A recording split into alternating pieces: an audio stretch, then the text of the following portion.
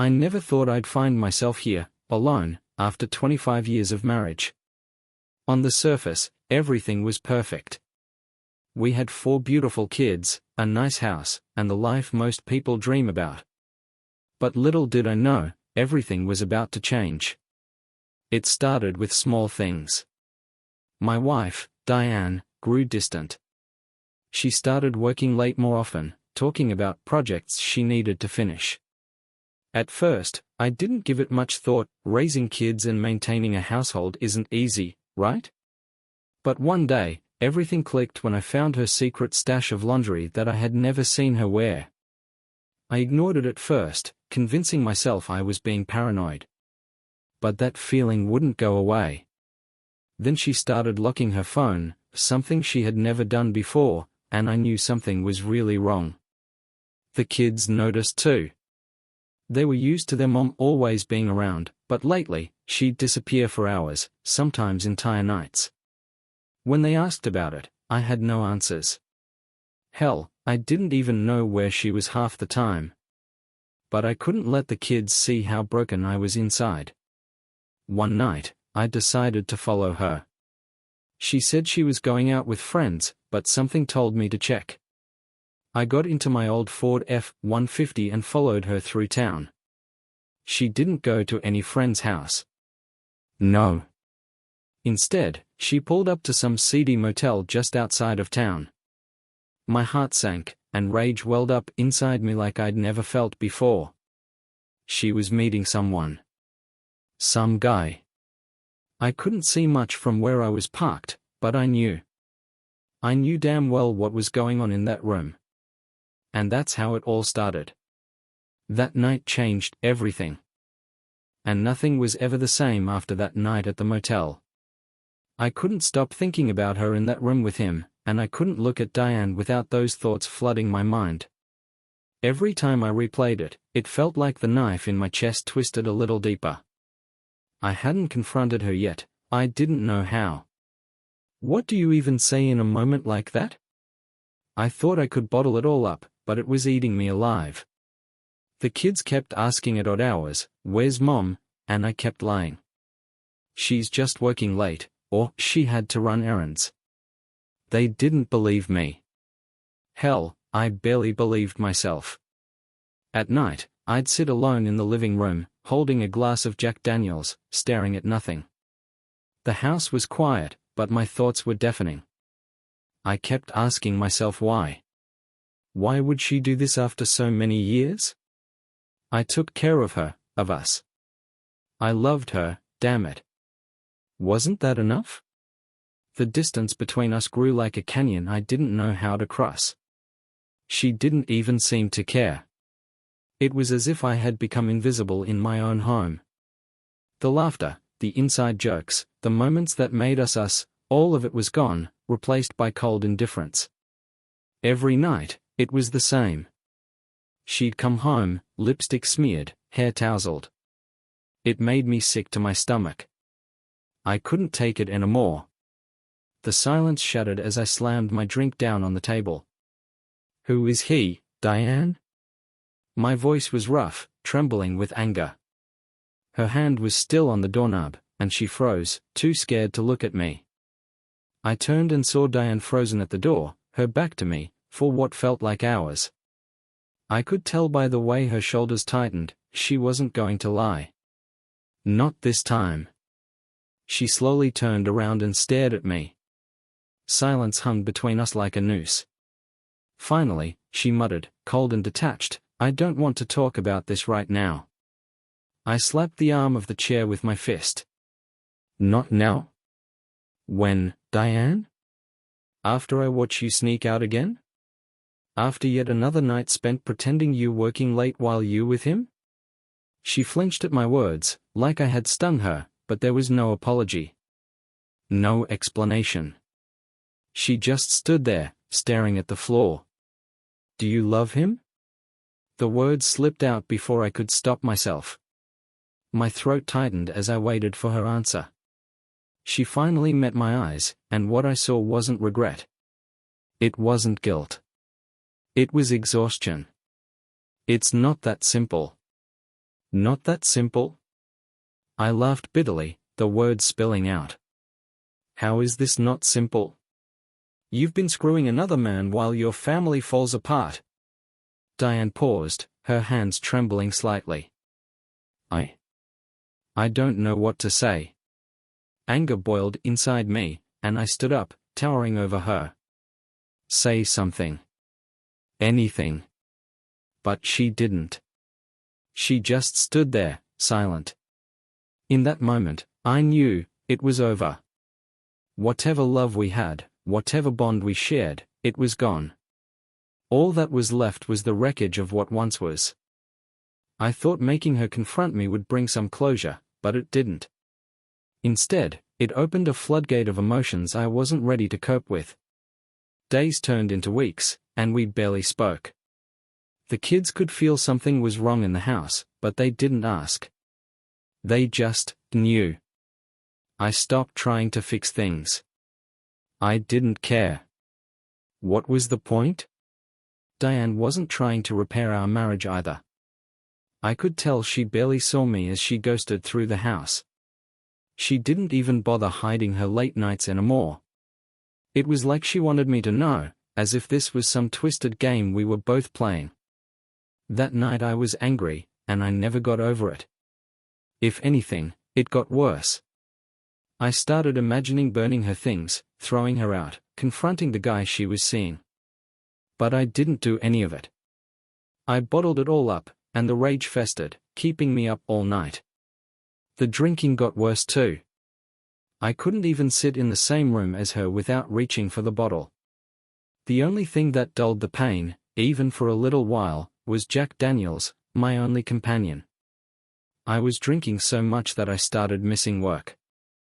I didn't care. None of it mattered anymore. The worst part was the kids. They didn't deserve any of this. I could see the confusion and sadness in their eyes, and it broke me. I tried to protect them from what was happening, but how do you hide something like this? Our family was falling apart, and there was nothing I could do to save it. They say everything felt heavier that night. Diane was gone again, probably with him. The refrigerator hummed, the house was silent, and the kids were in bed. I sat in the kitchen, staring at an empty bottle of Jack Daniels, wondering how the hell my life had come to this. I couldn't do it anymore. The lies, the silence, the pretending, it was killing me. I needed something to change. Anything. So I made a decision. At dawn the next morning, I was going to tell her how things had to be. No more passive-aggressive questions, no more letting her walk away. I was going to do this the hard way and demand the truth. I didn't sleep that night. Instead, I lay there, running through all the possible scenarios in my head. What would she say? Would she lie again? Would she admit everything? I didn't know, but I was prepared for whatever came next. Or at least, I thought I was. The sun was just beginning to rise when she finally came home. Much like she always did, she walked in quietly. I was already sitting at the kitchen table, waiting. When she saw me, she stopped in her tracks, her eyes widening. I waved her over and said, "We need to talk." At first, she said nothing. She just stood there, completely still. Then she sighed, as if dreading the conversation but knowing it was one that had to happen eventually. She sat down across from me and said, "Okay." I took a deep breath, trying to keep my anger in check. "How long has this been going on, Diane? How long have you been seeing him?" It felt like an eternity. Her eyes wandered around the room, avoiding mine, and then she finally started speaking. Diane softly said, "A few months. It just happened." Her words hit me like a punch to the gut. A few months. I had suspected something, sure, but hearing her admit it out loud was a whole new kind of pain. I pressed my hands to my chest, trying to process what she had just said. Months of lies, of pretending everything was fine, while she was running off to be with someone else. It just happened? I repeated, my voice shaking with anger. You don't just fall into an affair, Diane. You made a choice. She flinched but didn't say anything. Her silence only fueled the fire inside me. I stood up and paced around the kitchen, trying to keep my rage in check. Nights after nights, I've been sitting here waiting for you to come home. The kids are asking where you are. And all this time, you've been with him? My voice rose with every word, the anger bubbling over. Do you even care about us? About your family? Diane didn't respond. She just sat there, staring at the table, unable to face the truth. I slammed my fist on the table, making her jump. Say something, Diane. Anything. Her eyes filled with guilt and exhaustion as she finally looked up at me. I'm sorry, she whispered, but the words felt empty. Sorry doesn't fix this, I spat. It doesn't change what you did. For a moment, we just stared at each other, weighed down by everything that had been left unsaid between us. There was no going back. We both knew it. After that night, things didn't get better. In fact, they got worse. Diane and I lived like strangers under the same roof, passing each other in silence, as if speaking would make everything fall apart even more than it already had. The tension was unbearable, but neither of us dared to break the fragile peace we had somehow managed to hold on to. The kids sensed it too. They weren't stupid. They knew something was wrong, even though we never talked about it. They tiptoed around the house, careful not to stir up anything, but I could see the confusion in their eyes. It tore me apart.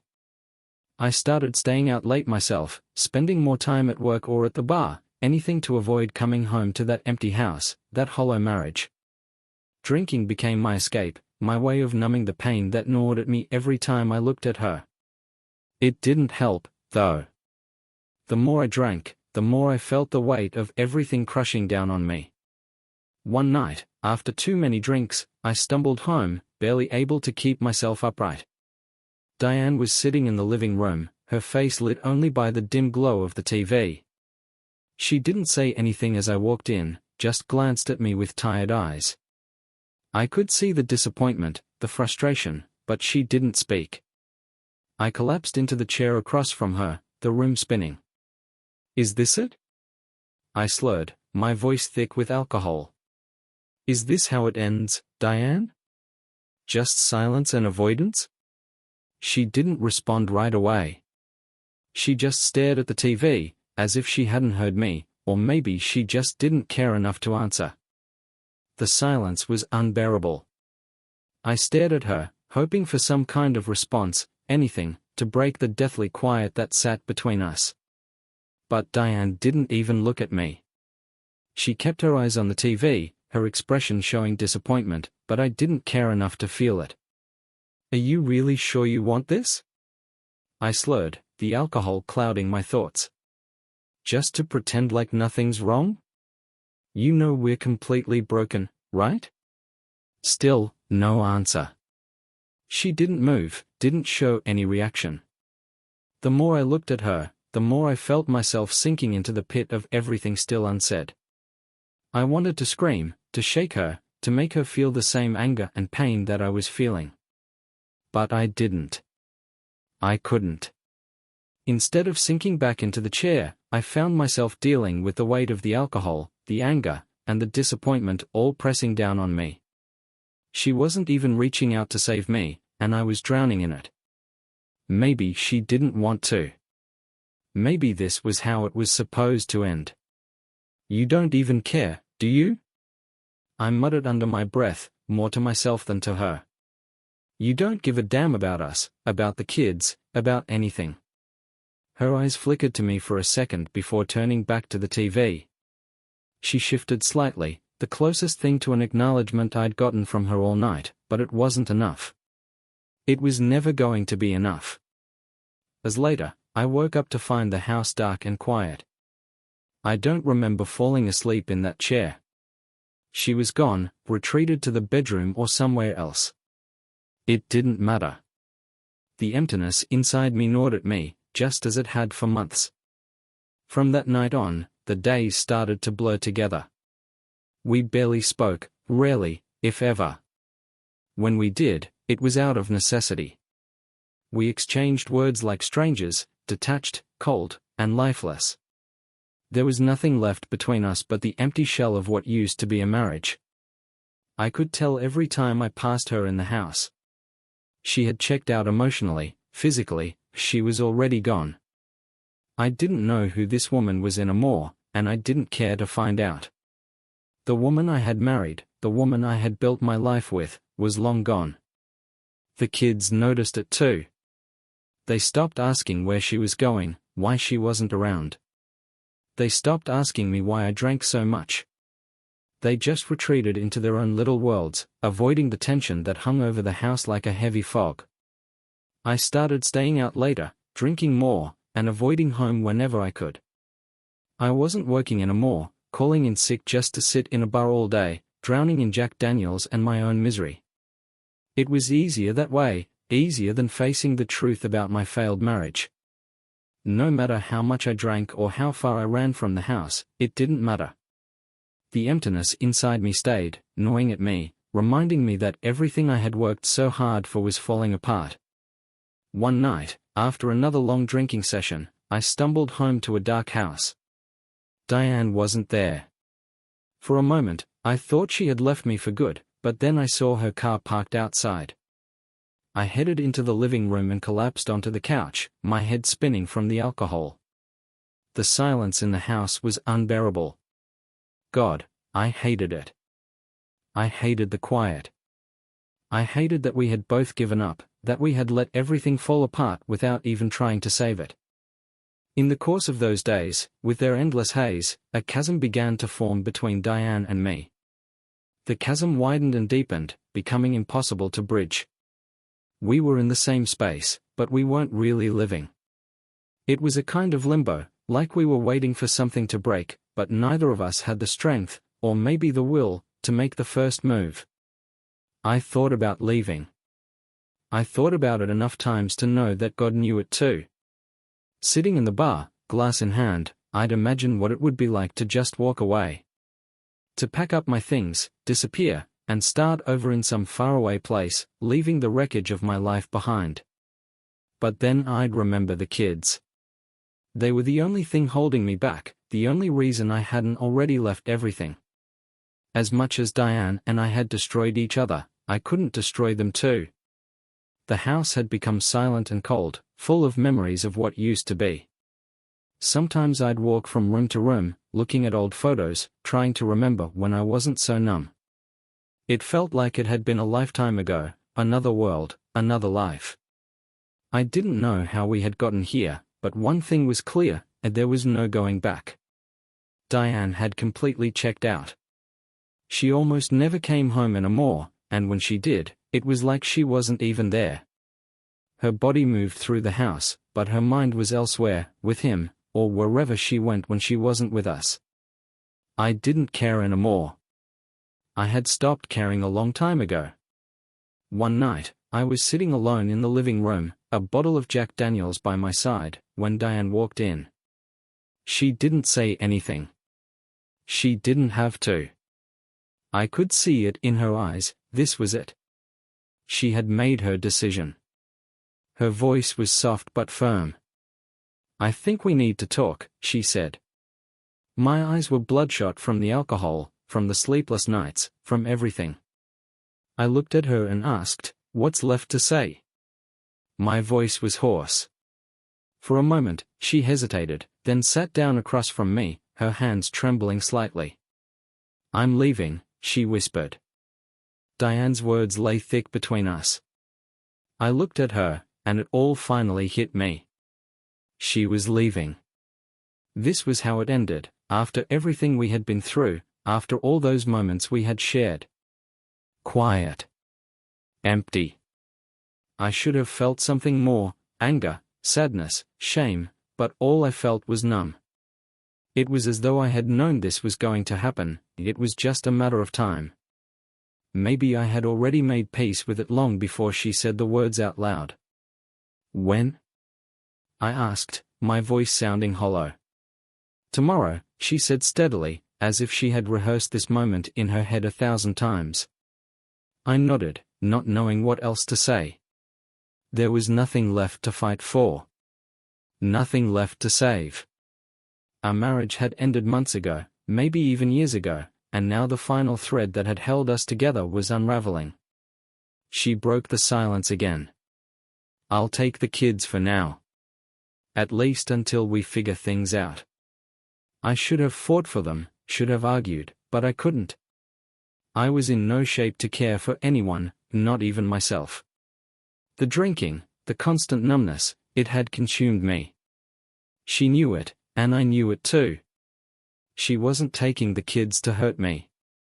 She was doing it because she knew they deserved better than what I had become. Once again, I had nothing to say. I was too exhausted to protest, so I just nodded. We sat there in silence for a long time, neither of us knowing how to say goodbye. There was nothing left to say, no closure to be found in words.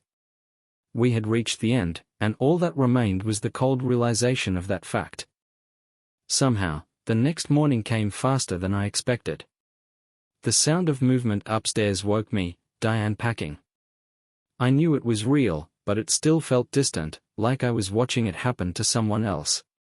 My head throbbed from the alcohol, and my body was heavy with exhaustion. I sat on the couch, staring at nothing, trying to wrap my head around the fact that by dinner time, she and the kids would be gone. I heard the sound of her footsteps as she came down the stairs, each step echoing in the stillness of the house. Diane reached the bottom, carrying a couple of bags, her face unreadable.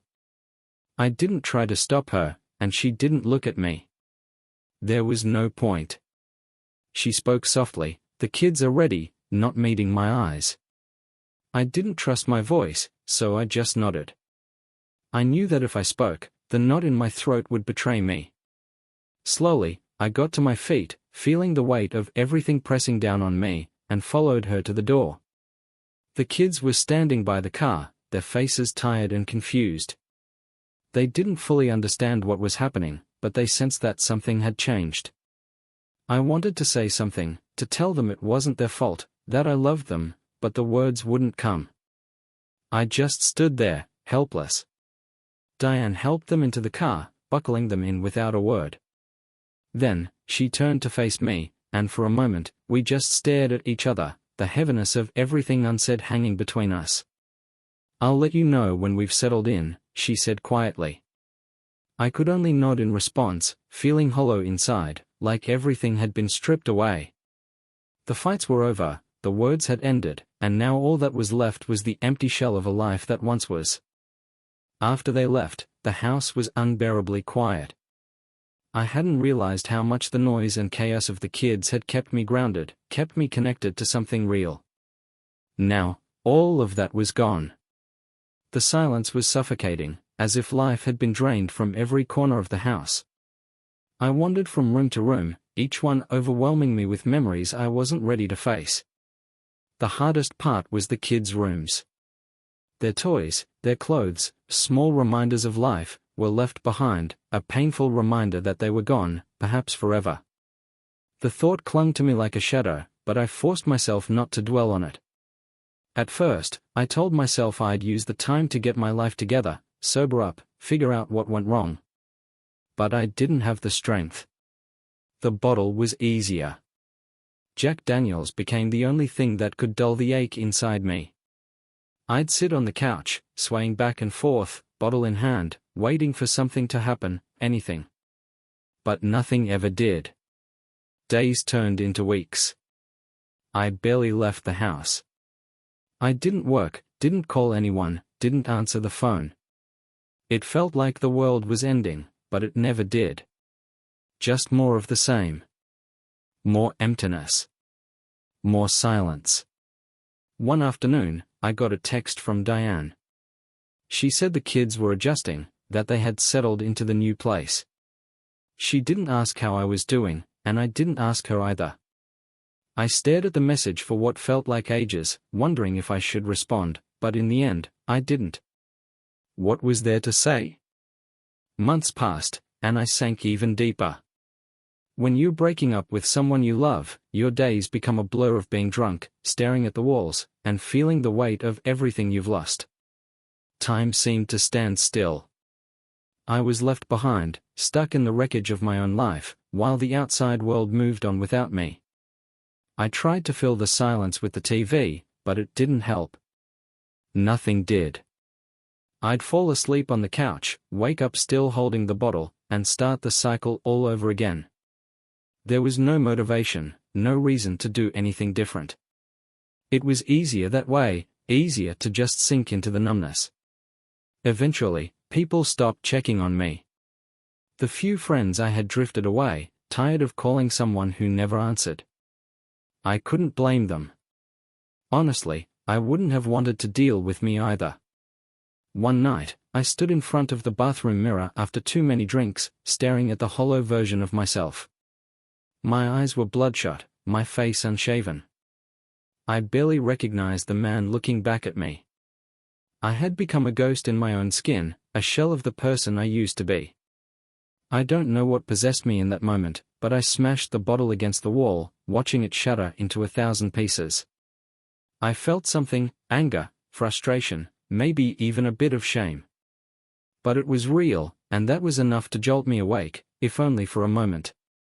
I slumped down onto the bathroom floor, surrounded by shards of glass, and for the first time since Diane and the kids left, I felt tears welling up in my eyes. I had hit rock bottom, and there was no one to blame but myself.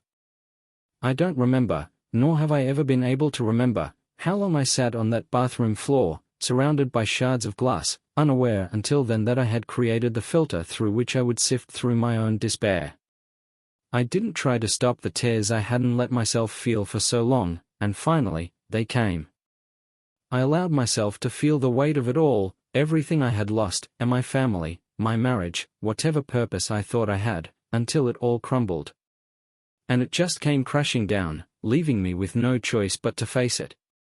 As the sobs quieted, I realized something: I couldn't keep living like this. I couldn't continue drowning in the bottle. I couldn't keep blocking out the world. I had hit rock bottom, and the only way left to go was up. I got up from the floor, my body aching from months of neglect, weighed down by everything I had been carrying. I looked around at the shattered glass, at the mess I had made, and for the first time in a long time, I knew what I needed to do. The next day, I poured out all the alcohol I could find. The sound of the liquid splashing into the sink felt like some kind of release. It was a small gesture, a simple thing, but it felt like the beginning of getting my life back. I started going for walks, not far, just down the street and back. It wasn't much, but it was something. I made myself eat, even when I wasn't hungry. Slowly, piece by piece, I began to find parts of myself again. It wasn't easy, and it wasn't instant. There were days when I wanted to quit, days when the emptiness felt overwhelming. But I kept going. I had to. I owed it to myself, and I owed it to my kids to rebuild some kind of life. Even if it was just for me.